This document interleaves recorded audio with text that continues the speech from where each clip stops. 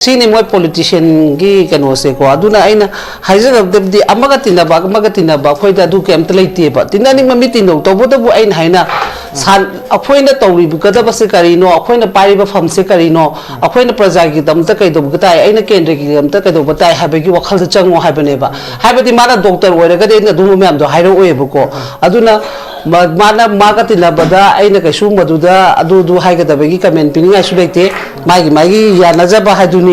masa gi lerami ba position do masa na khangja da di adu haida bam di rajniti yaw busi abi kai khangdam ni kai na adu ga suradi khangja laksa da ko khoi de du gi wari de hajar roi ta bo to best ni hai ge amaga maga nusina na layu hayeng khangte candidate tonglar kan da kari mu to du no khangde hai pa da ni ngasi lengon na gi ni hayeng election lak pa matam da na mu langdarak tuine mu to du se khangge ba hai ba amana npp gi oirak tuine amana bi aduna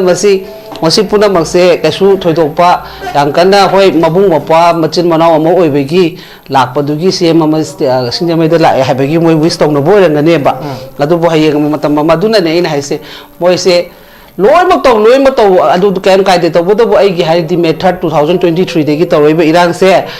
masigi potsidadi hojik oirage thola abanina cm do oiraga ai nemda bangamani haidana hojik deputy cm da ani hap tore ko home dana hana dipula paise leka habado handana govindas ta sinare ado mayam da matik chaba fire pamadi oire moi sarkar gi tonabgi style dudi aduna deputy cm do ngasi tajabada kano dagi delhi dagi kano to duine wasak lo duini kai de ha adu amuta di tajadri khoina masa adim de lai masu lakpada aduna aina haijaga dabadi loimak yanaro re delhi chalure seme phare party ne leader khale ama tore tabotabu madui potuna amu hada drama to biranu akoi praja yang ware ko praja se loi mak to ware any field da khoi ware economy down ore loi mak oire aduna drama di topiu achumba poto we da lebak sibu kanda be ya de have poto madui khongjang da manara changchen biu ha eche hojik si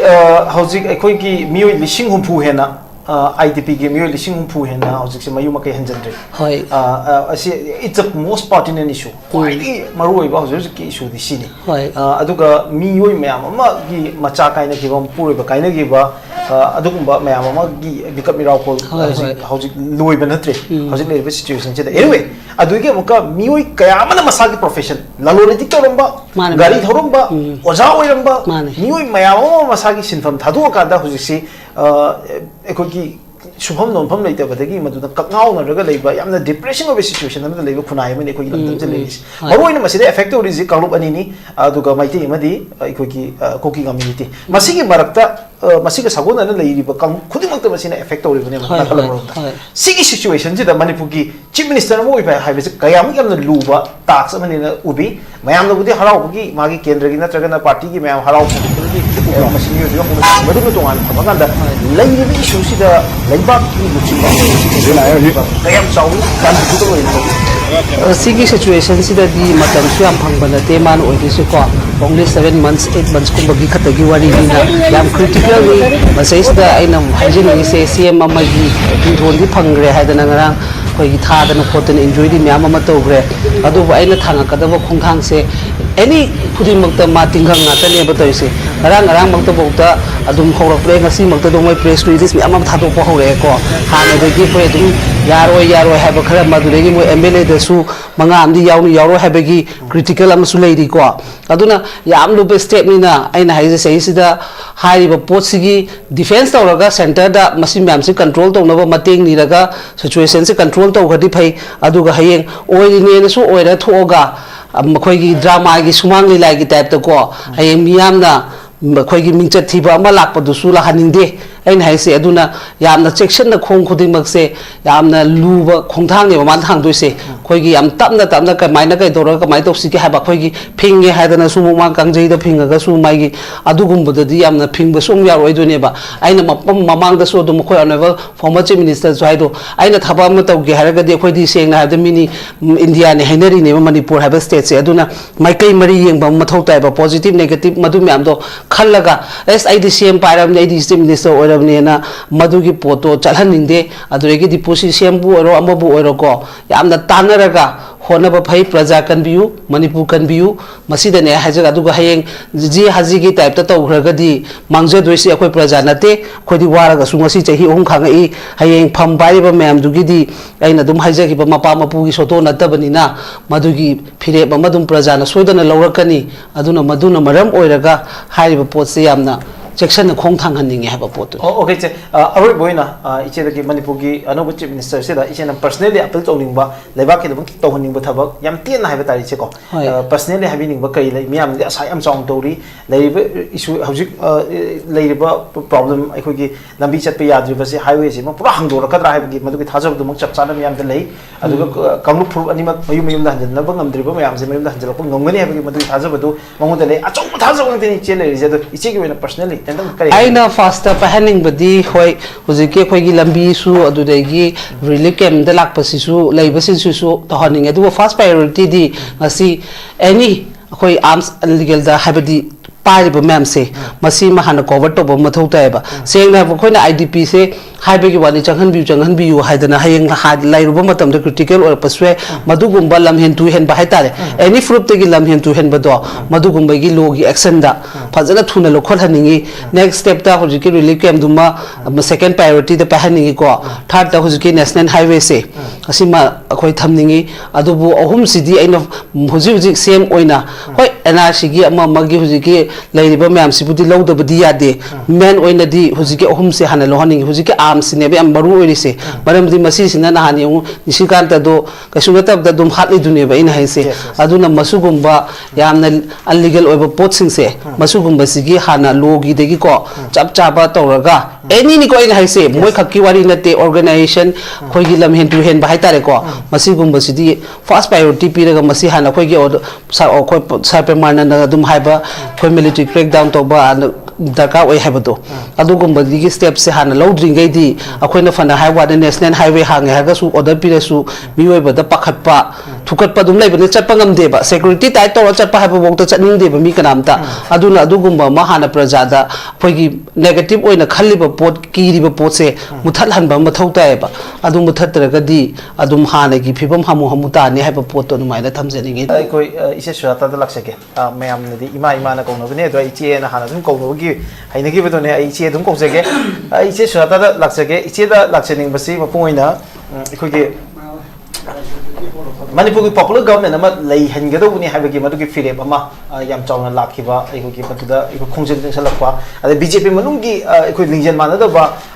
मयाम दुगी मतंग याम कन्ना लाउखिबा इखोगी मदुदा as an activism मोइना मियामगी interest मियामगी sentiment याम कन्ना मदुदा पेनदबा फोंदोखिबा इखोगी पॉलिटिकल लीडर गे यामना याम कन्ना अकन often the चैबिखिबा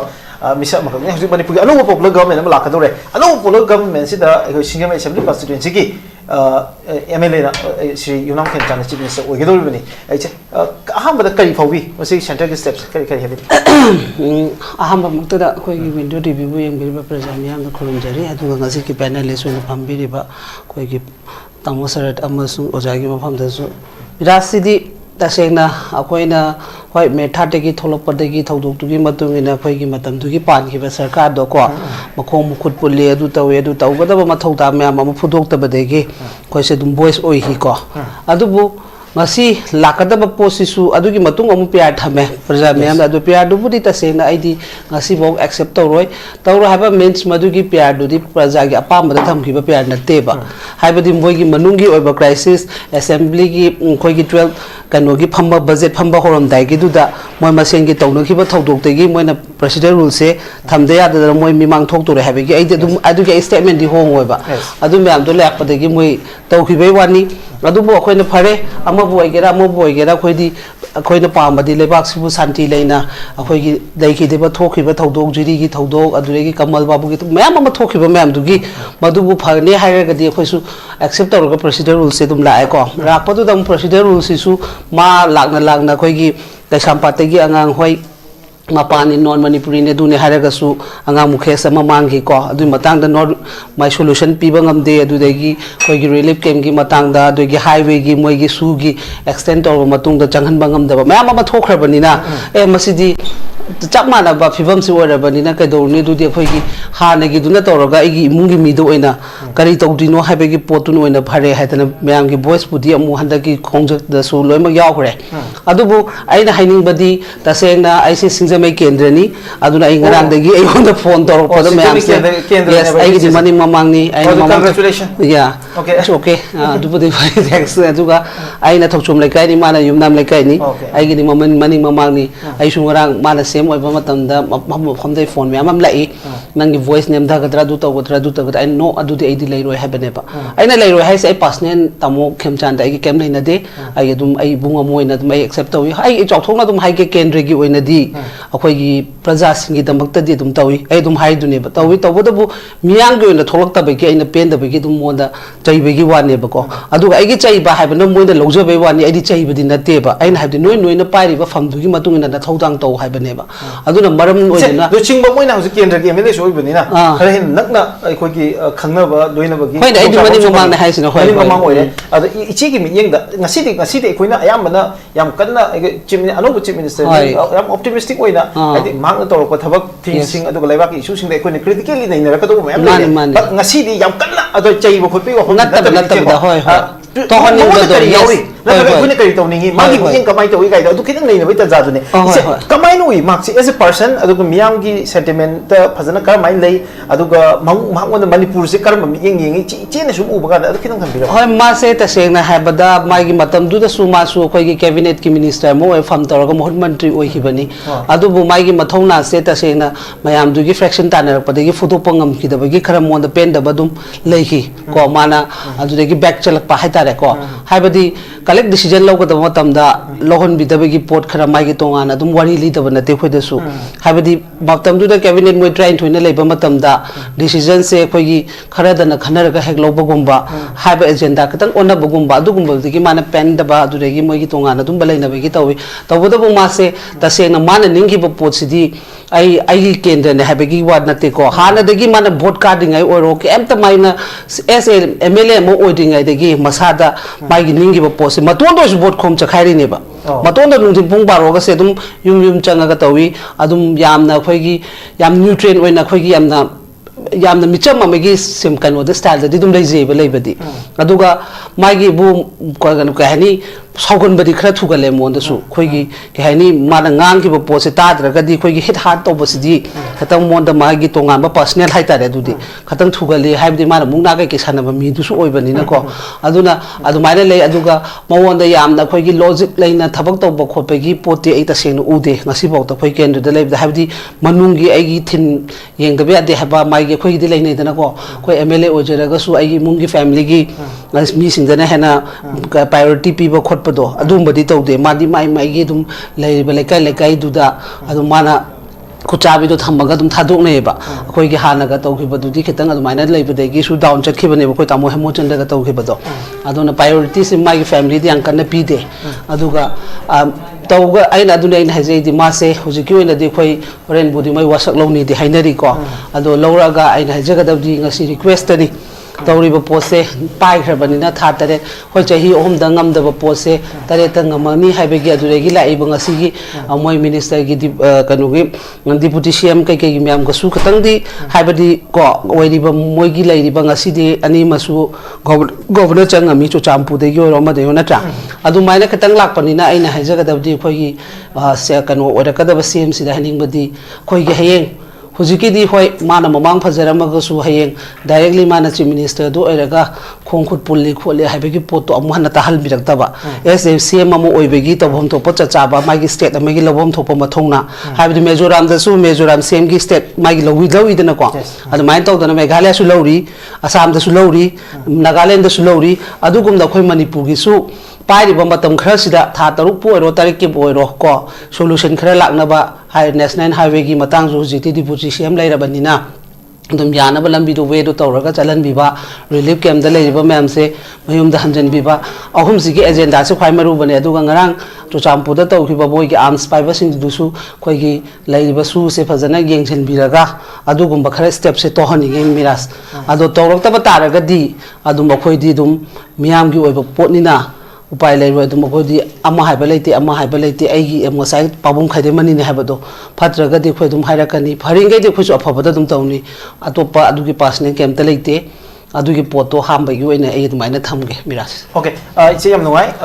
ko ki iche ge kendra gi MLA man chief minister oiram baduni masida ko civil society gi leader mani adu ko na personal space ama su sangsal laga miyam na nuai na ba dum ta nei na ba ne masida political affiliation level leita ba kain da leite adu ga ngasi gi oina di ko na su yam na ko hai tare makha tara ko sing da critically nei na ka do ba adu gi ko na question taro ka da area ma'am lady ko BJP gi na traga na central leadership ki matang di question adum khara taw na ba ko dum ko sun taw ka ni haju tawdabo ngasi oi ba miyang chida de koina kari kari hopeful oi magi miyang kari le haba mayam do naina ba amasu marks kar ma misak no haba du su public domain da hena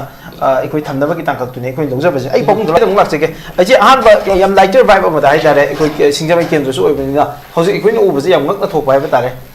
koi ki contest pun to minari ba hana congress ki leader hana ki speaker koi Sri Irimam Hemochandra aga ki mabani unaba gi haba tare amani bigano chief minister se ko unaba adu mangonda ki wish to bogi haba tare ko thagat bagi congratulation to bogi ko photo mo ko ui hai tare hojik se kari hobi asi yam yam tang ko ko political history yam tang to to ongak ne kai habini Biras ai no dibu ju de mabang da amma mana NPP gi kano north east ki chalu budo adu matung to budo di moi gi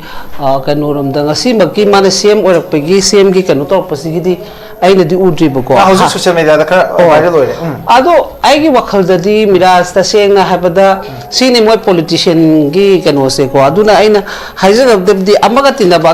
ba khoi da du kem ta leite ba tinani mami tino to bu da bu ai na haina san akhoi na tawri bu ka da bas kari no akhoi pari ba pham se kari no akhoi praja gi dam ta kai do bu tai aina kendra gi dam ta kai do ba tai ha ba gi wakhal da chango ha ba ne ba ha ba di mana doctor oira ga de na du me am do hairo oe bu ko aduna mana maga tina bada aina kai su madu da adu hai ga da ba gi comment pininga su leite magi ya na ja ba ha du ni masa gi le mi ba position do masa na khangja da di adu haina bam di rajniti yaw bu se ya kai khangdam ni kai na ga adu ga sura di khangja laksa da re ko khoi de du gi wari de hajar roi ta bo to best ni hai ge amaga nusina na layu hayeng khangte candidate tongnar kan da kari mu tawdoi no khangde hai pa da ni ngasi lengon na gini hayeng election lakpa matam da na mu langdarak tuine mu tawdoi se khange ba hai ba amana NPP gi oirak tuine amana bise aduna masi puna makse kasu thoidokpa yang kana hoi mabung mapa machin manaw amo oibegi lakpa dugi CM ama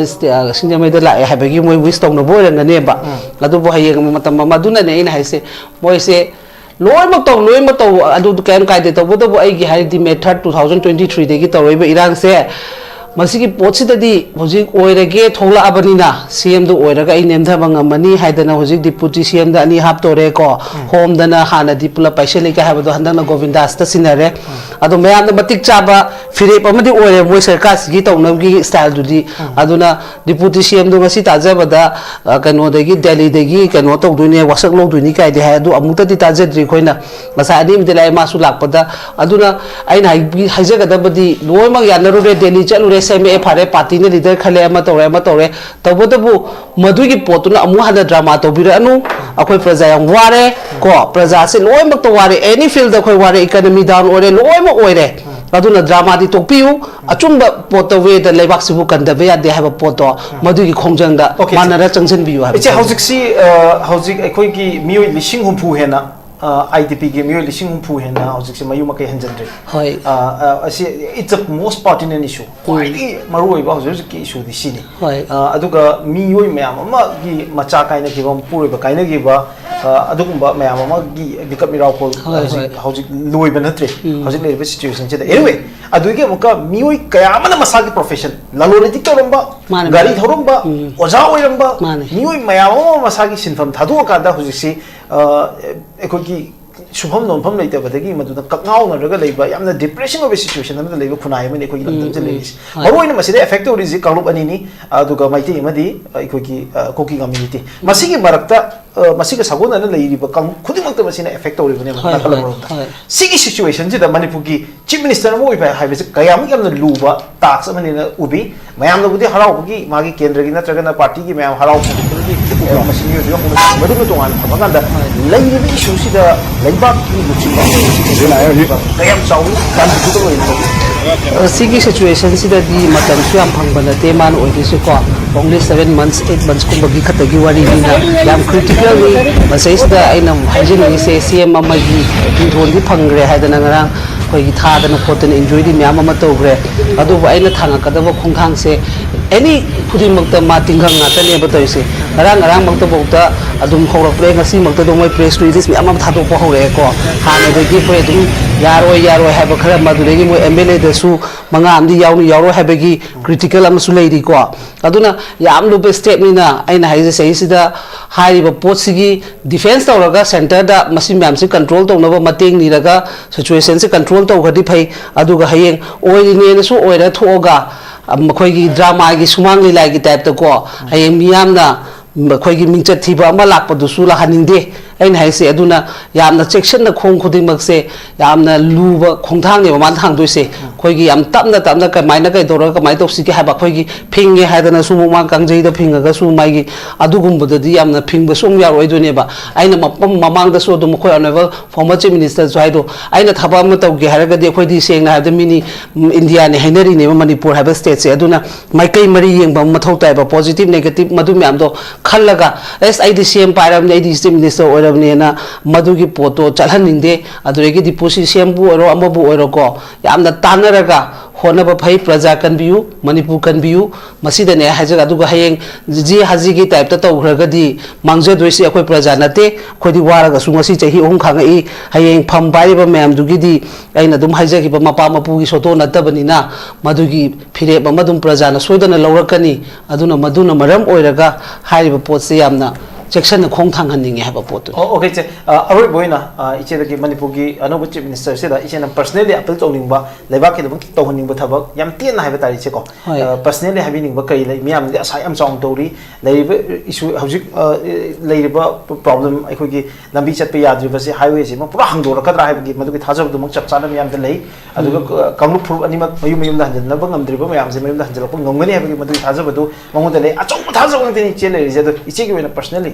aina faster pahaning badi hoi hujike khoi gi lambi su adudegi relief camp da lak pasisu leibasin su to haning adu first priority di ngasi any khoi arms illegal da habadi पारिब ma'am से मसी महान cover तब मथौ तायबा सेंगना खोइना IDP से हाइबेगी वाली चंगहन बियु हाइदना हायंग लाइरुब मतम the critical और पसवे मदुगुंबा लमहेन to हेन बाहाय तारे एनी फ्रूट तेगी लमहेन टू हेन बदो मदुगुंबगी लोगी एक्शन दा फजना थुना लोखल हनिंगी नेक्स्ट स्टेप ता हुजिकी रिलीफ कैम्प दुमा सेकंड प्रायोरिटी द पहनिंगी को थर्ड ता हुजिकी नेशनल हाईवे से असिमा अखोय थमनिंगी अदुबु अहुम सिदी आइना हुजिक सेम ओइना होय एनआरसी गी अमा मगी हुजिकी लाइरिबा मैम सिबुदी लौदबदी यादे मेन ओइना दी हुजिकी अहुम से हाना लोहनिंगी हुजिकी आर्म्स ने बे मरु ओइरिसे मरमदी मसी सिना नहानि निशिकांत दो कसुगतब द दुम हातलि दुने बे इन हाइसे अदुना मसुगुंबा यामना अनलीगल ओइबा पोटसिंग से मसुगुंबा सिगी हाना लोगी देगी को चप चाबा तौरगा एनी नि को इन हाइसे मोय खक्की वारी नते ऑर्गेनाइजेशन खोइगी लमहेन टू हेन बाहाय तारे को मसिगुंबा सिदी फर्स्ट प्रायोरिटी पिरगा मसी हाना खोइगी सर पेमाना दुम हाइबा खोइ मिलिटरी क्रैक डाउन तोबा दरकार ओइ हाइबदो अदुगुंबदी स्टेप से हाना लौद्रिंगैदी अखोइना फना हाइवा नेशनल हाईवे हांगे हागसु ऑर्डर पिरसु मियोइबदा पाखटपा थुकटपा दुम लेबने चटपा ngamdeba security tai to चटपा हाइबा बोक्ता चटनिंगदेबा मी कनामता अदुना अदुगुंबा मा हाना प्रजादा खोइगी नेगेटिव ओइना खल्लिबा पोट कीरिबा पोट से मुथल हनबा मथौ तायबा अदु मुथतरगदी अदुम हानागी फिबम हमु हमुता ने हाइबा पोट तो नुमाइना थमजनिंगे खोइगी ऑनरेबल सीएम लाकदबसिदा okay thank you so much यम नुगाइजै इसे सुजाता अखोगी यम मरु वफम मैम फोंदो पिरंबा अखोगी नसिगी अखोगी हनजगी टॉपिक सिदा मेगा डायलॉग से याबिरंबगी दमता लोइना मनिपुर संगनायबा सेनियर